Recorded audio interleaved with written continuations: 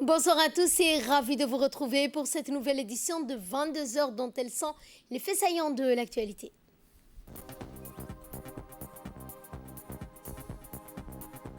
Et signature d'une convention de partenariat qui a eu lieu ce matin concernant la coopération djibouto-française. Et dans l'actualité internationale, mise en place du métro surface va réalifier en Luanda. C'était le titre Place au développement. Le Premier ministre Abdelkader Kamel Mohamed a reçu en début d'après-midi l'ambassadeur de la République française à Djibouti, M. Arnaud Guillois, accompagné du directeur de l'Agence française pour le développement, M. Philippe Collignon. Cet entretien avait pour but, dans un premier temps, de retracer les multiples collaborations entre l'AFD et la République de Djibouti. Au cours de cette entrevue, le Premier ministre a élevé M. Philippe Collignon au rang d'officier dans l'ordre national du 27 juin. Le Premier ministre Abdelkader Kamel Mohamed a remercié le directeur de l'AFD qui arrive au terme de sa mission dans notre pays. Rappelons que l'AFD est engagée aux côtés du gouvernement djiboutien dans le développement socio-économique de notre pays.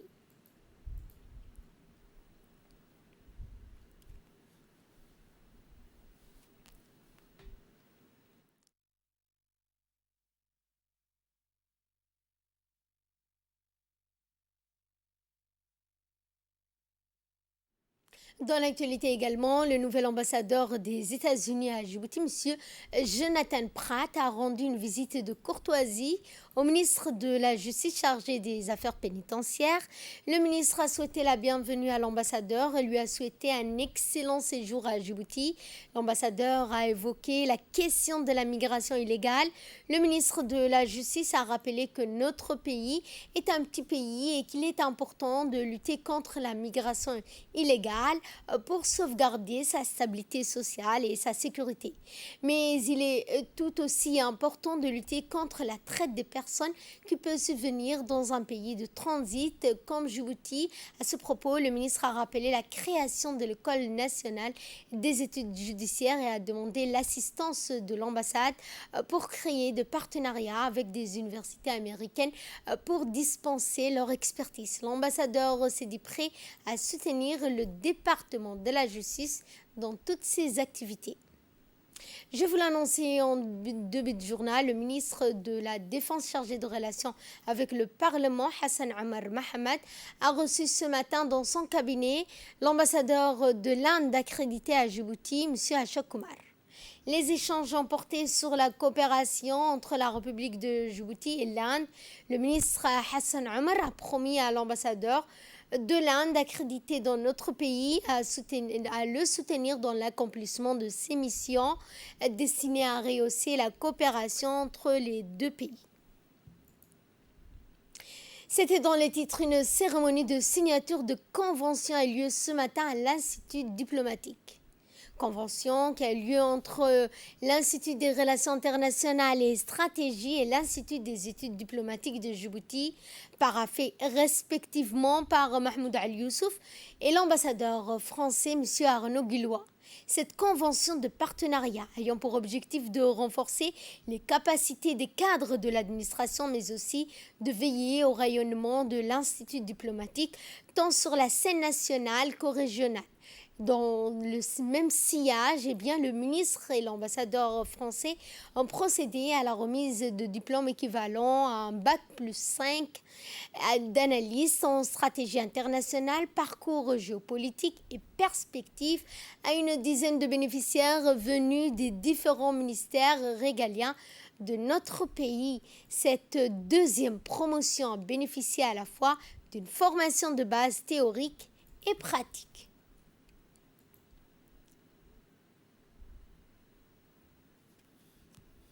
Nationale au profit des cadres de différents ministères régaliens de la République de Djibouti. Un peu plus d'un an après, le résultat est là, monsieur le ministre. Et moi, je suis très heureux de partager ce moment avec vous, ce moment où nous pouvons à la fois prendre la mesure de ce qui a été réalisé, mais aussi marquer notre souhait de voir ce programme continuer, en dépit des circonstances particulièrement difficiles, notamment les circonstances sanitaires qui touchent le monde entier depuis un peu plus d'un an. Mais il est vrai que ce programme, monté par l'Institut diplomatique de Djibouti, avec le partenariat de l'IRIS, est désormais une référence. Et c'est donc un grand plaisir pour moi d'être avec vous aujourd'hui. La convention que nous allons signer, qui va permettre donc de proroger cette expérience, s'inscrit dans le cadre du premier soutien, qui date de l'année dernière et qui a permis à une dizaine de lauréats, vous le savez, d'acquérir le titre d'analyste en stratégie internationale, qui est un diplôme dit de niveau 7, mais qui équivaut à un diplôme Bac+5, qui est enregistré notamment au répertoire national français des certifications professionnelles. Et je suis très heureux et très honoré que le ministre ait bien voulu honorer cette cérémonie de sa présence. Nous en sommes déjà à la deuxième formation, à la deuxième promotion, qui comporte une dizaine de stagiaires. Je ne sais pas si le terme est tout à fait approprié, parce que vous êtes un peu plus que des jeunes stagiaires, et qui compte 4 hommes et 6 femmes. On va faire encore un tout petit effort pour accomplir la parfaite parité, monsieur le ministre, à laquelle je sais que vous êtes attaché. Mais dans ce contexte, je voudrais vraiment remercier le travail et honorer le travail fait par l'Institut diplomatique de Djibouti. Car je sais que l'environnement professionnel, les échanges permanents avec l'IRIS, avec l'ambassade de France, avec les stagiaires ont permis vraiment de rendre cette formation profitable. Et prenons la parole à cette occasion. Le directeur de l'Institut diplomatique a, dans son allocution, posé les jalons de cette nouvelle journée et son déroulement, mais aussi les tenants et aboutissants de cette formation. Nous l'écoutons. C'est un immense plaisir pour moi de vous accueillir aujourd'hui dans cette grande salle de l'Institut des études diplomatiques à l'occasion du renouvellement de la signature de convention de partenariat entre l'IRIS et l'UED. Mesdames et messieurs, en marge de cette cérémonie, il sera procédé à la remise de diplômes de niveau Bac+5 en géopolitique et prospective au profit des candidats de la première promotion qui ont obtenu avec succès le diplôme d'analyste en stratégie internationale. J'en suis d'autant plus fier et honoré que je fais moi-même partie de cette promotion. Et il s'ensuivra de la présentation de la deuxième promotion pour laquelle un événement similaire n'a pas pu être organisé l'année dernière à cause du contexte de la pandémie de Covid-19. Je dois rappeler que pour ce deuxième groupe, les travaux sont en cours d'achèvement et déboucheront, je l'espère, sur l'obtention du diplôme pour l'ensemble des candidats engagés dans ce processus d'enseignement à distance. Mesdames et messieurs, quant à la formation à distance en géopolitique et prospective, vous conviendrez avec moi que la tâche n'est pas aisée et que ce parcours d'analyste en stratégie internationale exige un investissement personnel sans faille pour concilier cette activité d'enseignement à distance avec notre obligation professionnelle au sein de nos services respectifs. Dans son intervention, le ministre des Affaires étrangères de la coopération internationale a indiqué que cette formation se pose dans la phrase diplomatique qui lie Djibouti à la France. La formation à distance s'est déroulée donc à l'Institut des études diplomatiques en raison du contexte de la pandémie que nous connaissons tous. Et elle s'inscrit, comme l'ambassadeur le disait tantôt, dans le cadre du renforcement des capacités des cadres, un défi que l'Institut s'efforce de relever chaque jour avec l'appui donc de l'ambassade de France et nos autres partenaires techniques, et en particulier l'IRIS que je tiens à remercier ici. Et donc, je suis aujourd'hui heureux de pouvoir présider avec l'ambassadeur de France cette cérémonie et rappeler un certain nombre de constantes et de fondamentaux dans les relations bilatérales qui unissent la France et la République de Djibouti. Ce sont des relations qui sont axées d'abord sur le bénéfice mutuel, sur la coopération pour le développement, sur une vision convergente en matière de dossiers internationaux et régionaux liés essentiellement à la paix, la sécurité et le développement. Et je crois que ces relations sont la preuve de cette politique d'ouverture, de modernisation et de consolidation de l'État qui sont prônées par nos deux pays et qui s'inscrivent dans la droite ligne du renforcement de la démocratie et de la bonne gouvernance. Je dirais un mot à l'endroit des diplômés. Moi, je suis persuadé que cette formation vous a permis d'abord de vous familiariser avec les enjeux de la géopolitique, sa complexité et ses différents rouages, et que vous êtes aujourd'hui suffisamment outillés en connaissance pour analyser les situations auxquelles donc vous ferez face dans vos emplois respectifs et serez à même de trouver les bonnes solutions pour les résoudre. Autre actualité dans ce 22h, le ministre de la Santé, Dr Ahmed Roblé, a visité ce matin, lors d'une visite d'inspection. Il s'est rendu au Centre national en santé de la reproduction, Husseina, en vue de s'enquérir de visu du bon fonctionnement du centre, de qualité du paquet de prestations spécialisées qui y sont dispensées. Ensuite, le ministre s'est entretenu avec le personnel du centre afin d'évoquer les grandes lignes des actions futures et des défis nouveaux pour garantir un panel complet et optimal de prestations de qualité au sein de ce centre de référence national en santé reproductive. À cet effet, le ministre de la Santé, Dr Ahmed Roblé, a indiqué qu'une réforme de fond sera conduite en vue de rehaussement de l'ensemble des activités préventives, curatives de ce centre de référence national. Le ministre du Commerce et du Tourisme, M. Mohamed Ouarsama Diriye, a effectué une visite à l'usine nationale Golden Africa, usine spécialisée dans la production de l'huile de palme. Lors de ce déplacement au PK13, le ministre a visité les différents postes de production, notamment le laboratoire, le poste de production des jerrycans en plastique et les unités de raffinage de l'huile de palme et du poste de mise en emballage des jerrycans.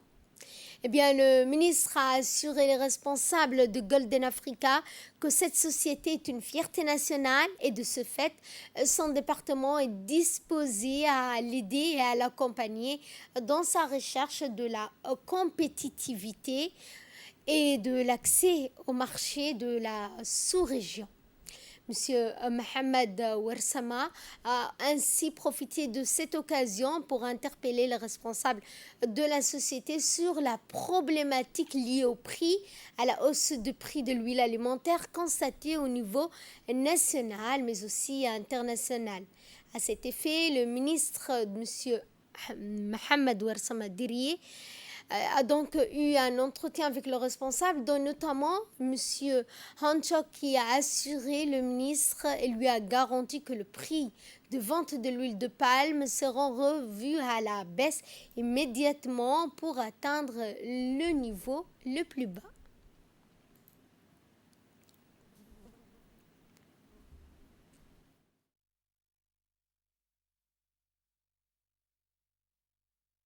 Nous allons à Obok dans le cadre du 44e anniversaire de l'Union nationale des femmes djiboutiennes. La première dame, Mme Khadra Mahmoud Ahed, présidente de l'UNFD, a honoré les leaders communautaires, anciennes membres de l'UNFD, activistes et militantes pour la cause féminine issues des 5 régions de l'intérieur et ayant contribué au développement socioculturel de leur région. À cet effet, une forte délégation de l'UNFD composée de la vice-présidente, Mme Hassana Bilil, et des parlementaires se sont rendus hier matin à Obok. Une fois arrivée, cette délégation a rendu visite au préfet d'Obok, Abdelmalik Mohamed Bonita. Dans le cadre de cette visite, cette même délégation a pris part à la 44e cérémonie d'anniversaire de l'UNFD qui a pour but d'honorer les leaders communautaires, anciennes membres de l'UNFD, des activistes militants pour la cause de la femme. À cette occasion, les responsables de l'UNFD et les autorités locales ont procédé à la remise de certificats et des enveloppes honorifiques.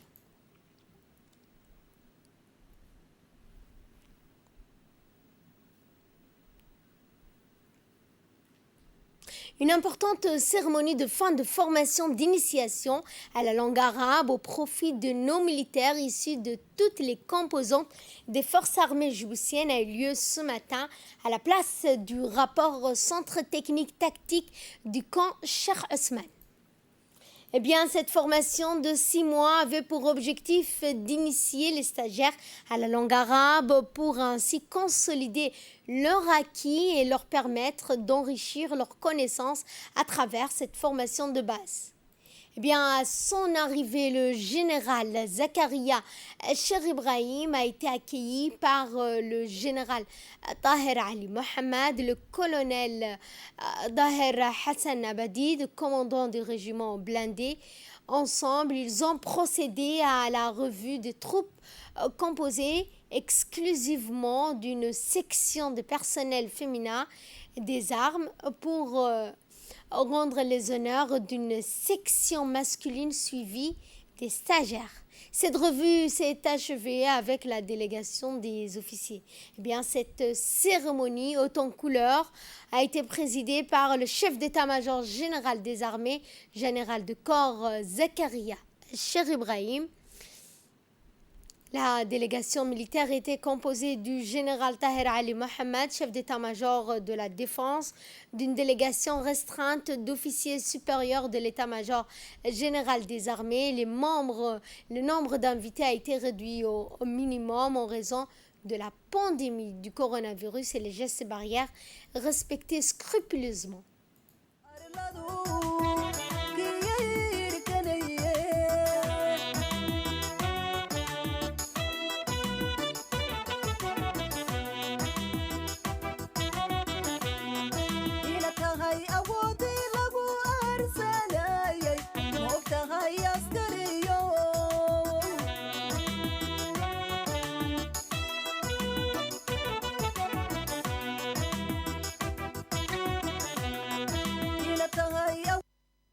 La cérémonie a d'abord débuté par la lecture de quelques versets du Saint-Coran. Par la suite, le commandant Ali El-Mibouh, en charge du bureau de formation, a pris la parole. الله لا إله إلا هو الحي القيوم لا تأخذه سنة ولا نوم له ما في السماوات وما في الأرض من ذا الذي يشفع عنده إلا بإذنه. Sur décision du chef d'état-major général des armées, est promis au grade supérieur l'instructeur encadrant, le cabral Omar Mohamed Hussein de l'armée de l'air. Promis également au grade supérieur les 4 premiers stagiaires.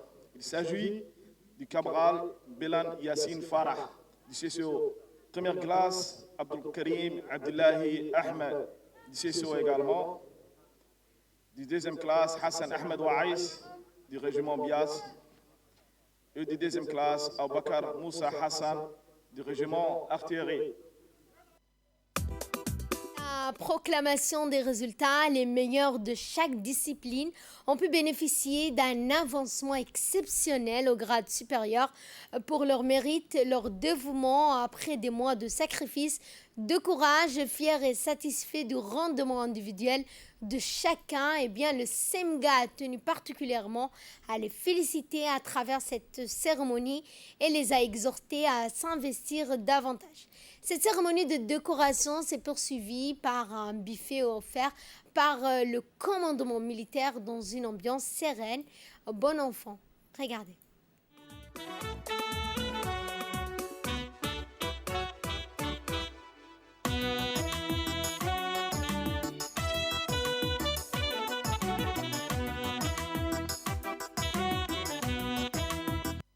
cérémonie s'est clôturée par une photo de famille. Monsieur Hadi Ben Ali, directeur du département de formation en langue arabe, a indiqué dans son intervention que cette formation permettra-t-elle, donc a-t-il dit, de transmettre à votre tour vos acquis de la langue arabe, à votre entourage, à votre famille, à vos collègues de travail. Vous serez à votre tour des facilitateurs de la langue pour vos associés, a-t-il indiqué. Il a rappelé également que cette réussite était une réussite globale et non individuelle basée sur la cohésion que vous avez démontré durant votre formation. Le directeur du département de la formation en langue arabe a également souligné l'intérêt de ce centre qui reçoit de la part des dirigeants des deux pays, exprimant ses remerciements et sa gratitude au président de la République, Ismaël Omar Guelleh, au gardien des deux lieux saints, ainsi que le chef d'état-major général des armées pour avoir parrainé la cérémonie dédiée à la clôture de cette formation. Et dans son discours, le chef d'état-major général des armées, le général de corps, Zakaria Cheikh Ibrahim, a tenu à exprimer ses chaleureuses félicitations à l'endroit des stagiaires pour l'excellent travail fourni. En effet, sur 21 stagiaires, l'on a enregistré qu'un seul échec. Dans son discours, le SEMGA a également indiqué, je le cite, il a souligné que ce centre de langue arabe a été créé en 1407 de l'hégire correspondant à l'année 1987 suite à une coopération militaire étroite entre le royaume frère d'Arabie Saoudite et la République de Djibouti. À cet égard, je demande au directeur du centre de formation ainsi qu'à son staff de redoubler d'efforts afin de développer ce centre et de le rendre encore plus performant. Ce centre, a-t-il dit, est destiné à devenir un centre régional qui jouera un rôle clé dans l'étude de la transmission de la langue arabe dans la région. Je voudrais également, a-t-il dit, souligner que le Haut commandement militaire attache une grande importance à l'apprentissage de la langue arabe, mais aussi à la culture islamique au sein des forces armées djiboutiennes, conformément à la politique éclairée du président de la République, chef suprême des armées Al-Hajj Ismaël Omar Guelleh, qui vise à consolider l'héritage islamique arabe moderne. Enfin, il a félicité les étudiants pour l'obtention du diplôme de premier niveau pour apprendre l'arabe. Nous vous disons de continuer à apprendre la langue arabe, la langue du Saint-Coran, et d'apprendre l'interprétation et la signification du Coran. Vous devez donner l'exemple et répandre le bien dans la communauté. En conclusion, nous remercions tous ceux qui ont contribué au succès de cette cérémonie. Nous demandons à Dieu le Tout-Puissant de nous accorder sa bénédiction et de nous envelopper de sa protection. Et nous allons à Tadjoura avec cette cérémonie d'inauguration d'une école de conduite phare à Tadjoura, et ce en vue de la participation des autorités locales. Eh bien, cette cérémonie a vu la participation de nombreuses personnalités locales ainsi que des notables de la région de Tadjoura. Depuis la mise en fonction de cette instance, de l'instance régionale de la décentralisation par le chef de l'État Ismaël Omar Guelleh, chaque région de l'intérieur aspire à une plus grande autonomie dans tous les domaines de la vie de ses citoyens. C'est dans ce cadre que le propriétaire et gérant de l'école de conduite phare, M. Abdallah Habib Abdallah, a mis en place une école de conduite de Tadjoura en vue de former des conducteurs sûrs et de les accompagner dans la responsabilité de leurs actes. L'ouverture d'une branche locale d'apprentissage de conduite étant encore plus grande. Donc il y a eu des besoins, comme il y avait aussi des difficultés à se déplacer vers Djibouti-Ville. Donc on aimerait bien donner la formation en conduite et code théorie à Tadjoura. Pour cela, ça va leur faciliter la tâche au niveau des papiers administratifs Ils auront aussi les certificats médicaux à Tadjoura, même aussi la quittance administrative. Et donc, cela, ça nous facilitera la tâche, nous qui va exercer la formation. Et les jeunes de Tadjoura aussi, ils seront bénéficiés de cette formation. C'est grâce à la politique du président de la République. Toujours, il soutient la jeunesse. Donc, nous sommes là aussi à Tadjoura. Donc, je félicite aussi le Premier ministre qui est à côté des jeunes aussi, et ainsi le gouvernement.